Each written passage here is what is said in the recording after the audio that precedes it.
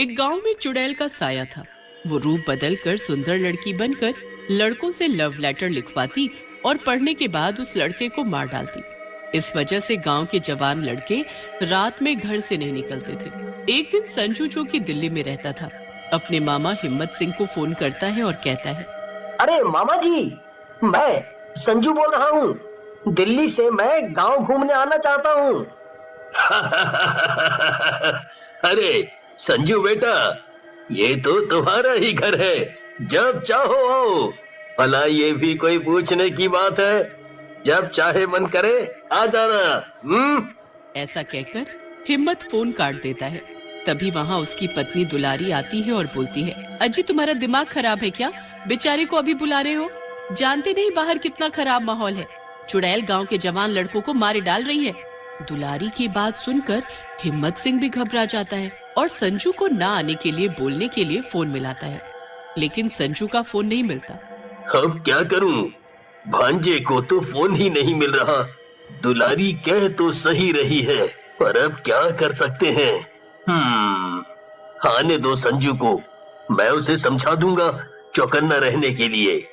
उधर संजू भी प्रेमनगर जाने वाली बस में बैठ जाता है। प्रेमनगर की बस में बैठी सारी सवारियां डरी और चुप होती हैं। रास्ते में बस का टायर पंचर हो जाता है। सारी सवारियां बस से उतरकर पास वाले ढाबे में चली जाती हैं।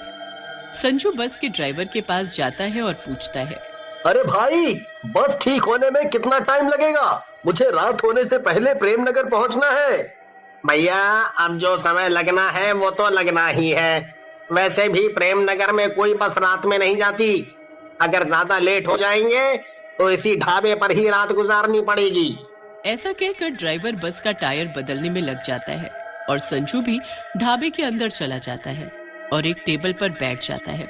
काफी देर हो जाने पर संजू वापस बस वाले के पास पहुंचता है और पूछता है, भैया अब कितना टाइम लगेगा? तुमने तो बोर ही कर दिया। इतनी देर में तो पैदल ही पहुंच जाता मैं प्रेमनगर। भैया देखो, अब आज तो ये बस चलने से रही, क्योंकि थोड़ी देर में रात हो जाएगी और तुम्हें जल्दी जाना है। तो जैसे आप कह रहे हो वैसे ही चले जाओ, 11 नंबर की बस पकड़कर। बस 5 किलोमीटर है प्रेमनगर यहाँ से। बस वाले की बात सुनकर संजू अकेले ही गांव की तरफ निकल जाता है। ये ड्राइवर भी ना, जब देखो मुंह चलाने लगते हैं। इन्हें क्या लगा मैं जा नहीं सकता? मैं अकेले ही पैदल चला जाऊंगा। संजू चलता चलता प्रेमनगर के पास वाले जंगल के पास पहुंचता है। अंधेरे घने जंगल को देखकर संजू भी थोड़ा घबरा जाता है। वैसे तो ड्राइवर सही कह रहा था। मुझे रात में वहीं रुक जाना चाहिए था।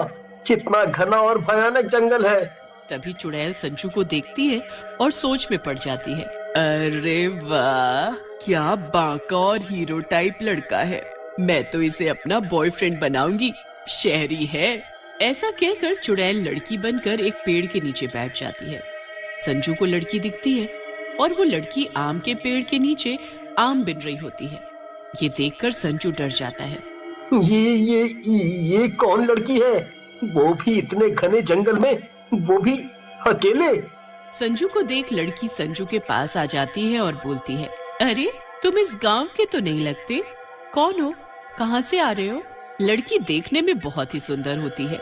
इतनी सुंदर लड़की को देखकर संजू हैरान रह जाता है और सोच में पड़ जाता है। इतनी सुंदर लड़की